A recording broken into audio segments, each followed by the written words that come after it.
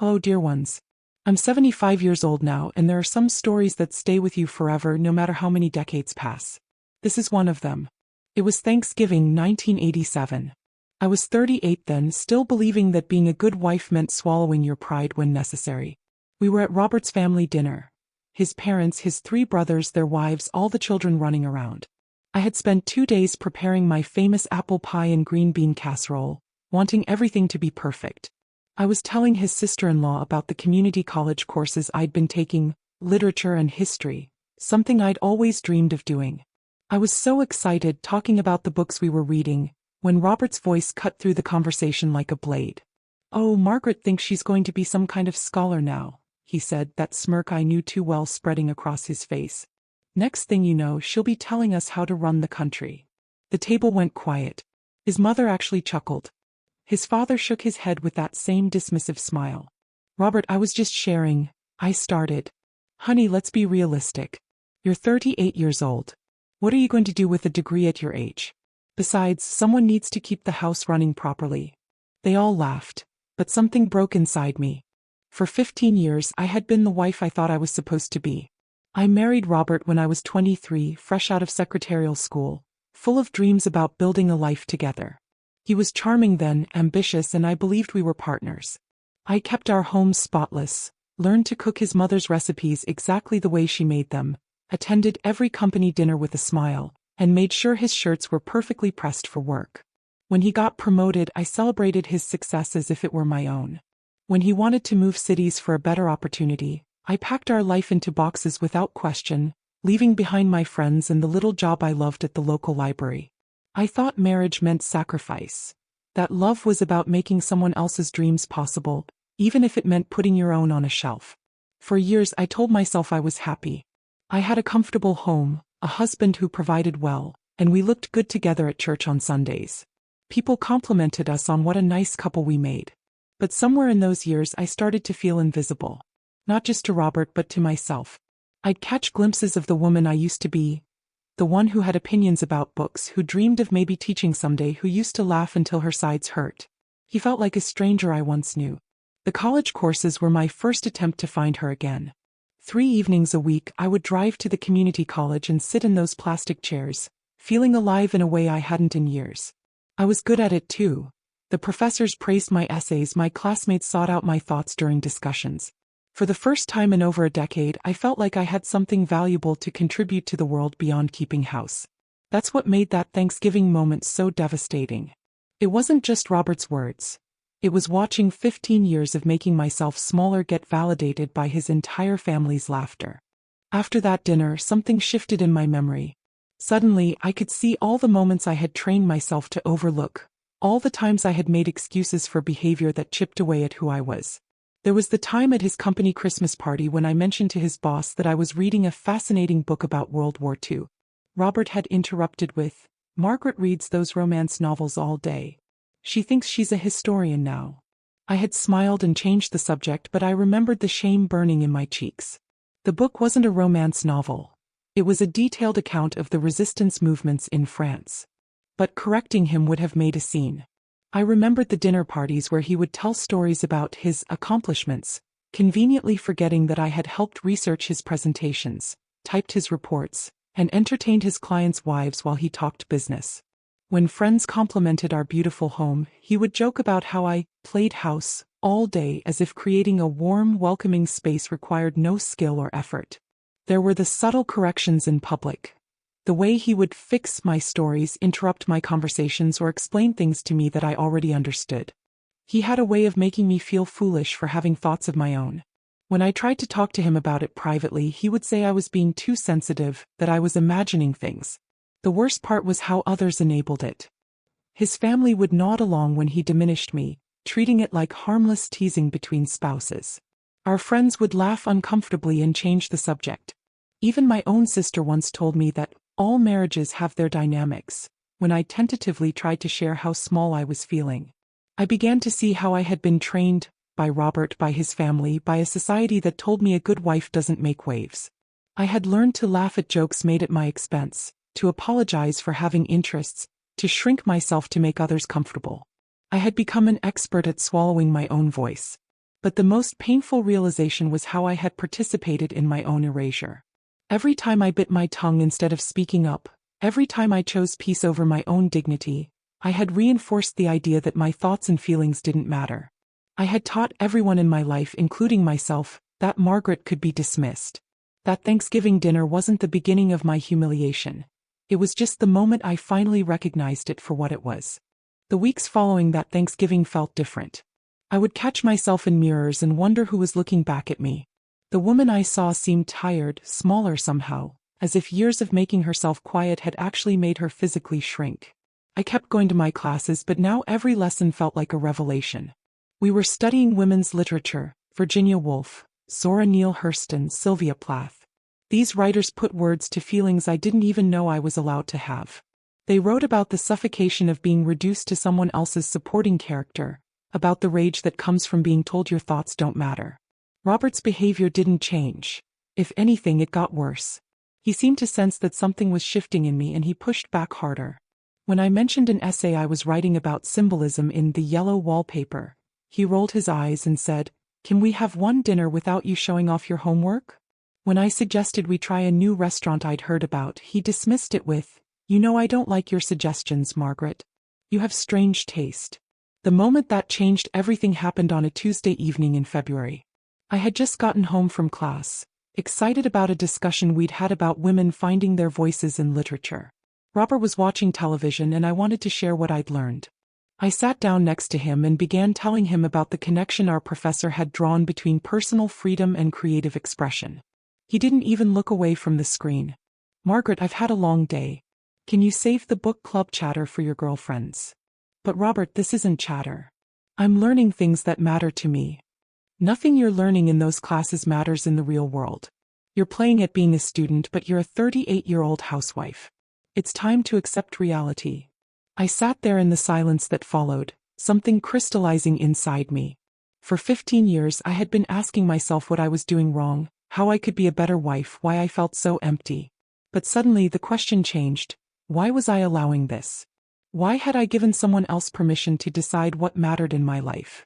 That night, I lay awake while Robert slept beside me and I started planning. Not a dramatic escape or a confrontation filled with shouting. I was too tired for that kind of fight. But I began to plan how to take my life back, piece by piece, without asking anyone's permission. I realized I had been waiting for Robert to change, for him to suddenly see me and value me.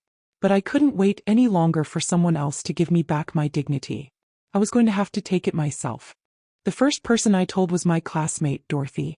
She was a widow in her 50s who had gone back to school after her husband died.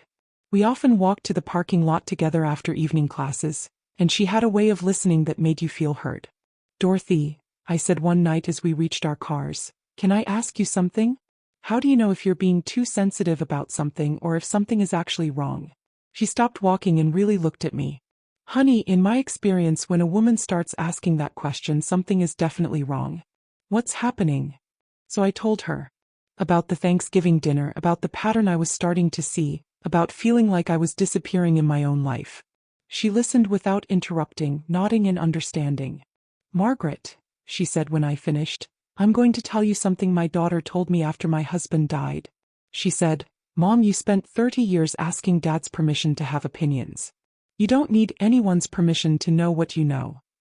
That conversation changed something fundamental in me. For the first time, I wasn't alone with these feelings. Someone else could see what I was experiencing, and they didn't think I was imagining it or being too sensitive. I started speaking up in small ways. When Robert made a dismissive comment about my classes, instead of falling silent, I would say, "I disagree with that." Not arguing, not defending, just stating clearly that I had a different perspective.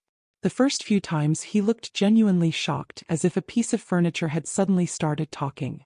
When his mother called to criticize how I was keeping house, I stopped apologizing and started saying, "I'm comfortable with how I manage our home." When friends made plans without consulting me, assuming I would go along with whatever was decided, I began saying, "Let me think about that and get back to you." The resistance was immediate. Robert accused me of becoming difficult, of letting those college classes fill my head with strange ideas. His family started making comments about how I was getting uppity. Some of our couple friends seemed uncomfortable with this new version of me who had opinions and boundaries. But something wonderful was happening too.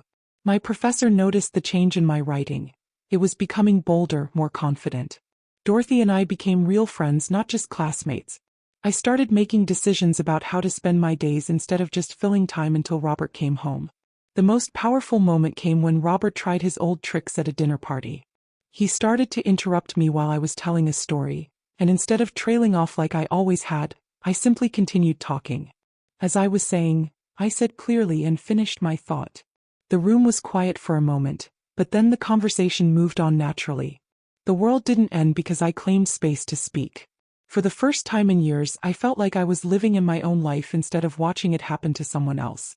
By spring, I wasn't the same woman who had sat silent at that Thanksgiving table. I didn't announce a grand revolution. I simply stopped participating in my own diminishment. Every day, in small but significant ways, I began to live as if my thoughts, feelings, and choices mattered. I signed up for summer classes without asking Robert's permission. When he objected, I didn't argue or justify my decision. I simply said, "I've already registered and paid. This is important to me." His anger was explosive, but I discovered something remarkable. His anger couldn't actually control me unless I let it. I stopped cooking his mother's recipes and started preparing meals I enjoyed. When Robert complained that the pot roast didn't taste like his mother's, I smiled and said, "You're right, it tastes like mine." I began redecorating our home to reflect my taste instead of what I thought a good wife should choose. I painted the kitchen walls a warm yellow that made me happy instead of the beige his mother had recommended. The biggest change came that summer. I applied for and got a part-time job at the local library, the same place I had worked before marriage and still dreamed about. Robert was furious. He said it was embarrassing for his wife to work when he made enough money to support us. He worried about what people would think. "I'm not asking you to be embarrassed for me," I told him calmly. "I'm telling you what I'm going to do." The job gave me more than income. It gave me back a sense of purpose and competence. I was good at helping people find what they were looking for, at organizing information, at creating programs that brought the community together. My supervisor valued my ideas, my coworkers enjoyed my company, and patrons specifically asked for my help.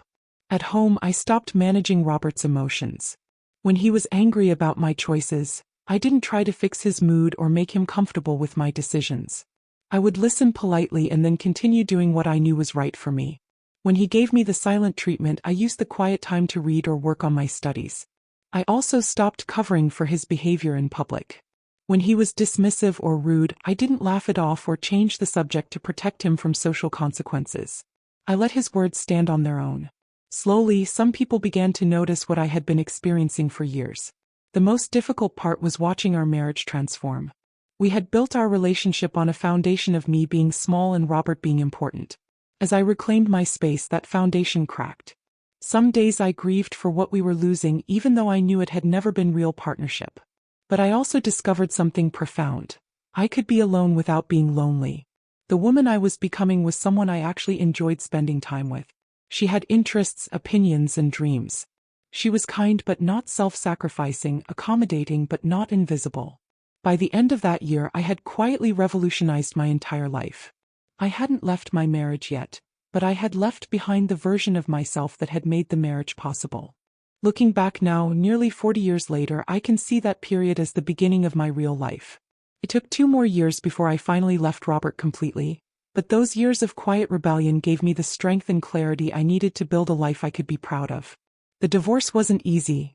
It was 1990, and leaving a marriage still carried stigma, especially for a woman my age. Robert's family painted me as selfish and ungrateful. Some of our old friends chose sides and didn't choose mine.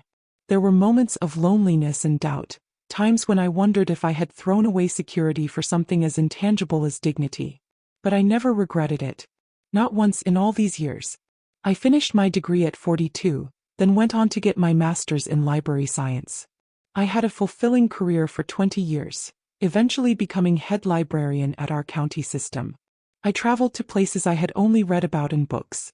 I developed deep friendships with people who knew and valued the real me.